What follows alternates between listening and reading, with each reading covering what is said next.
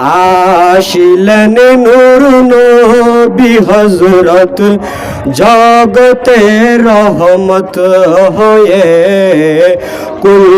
নবীর হই সাহারা সকলের সাহারা হয়ে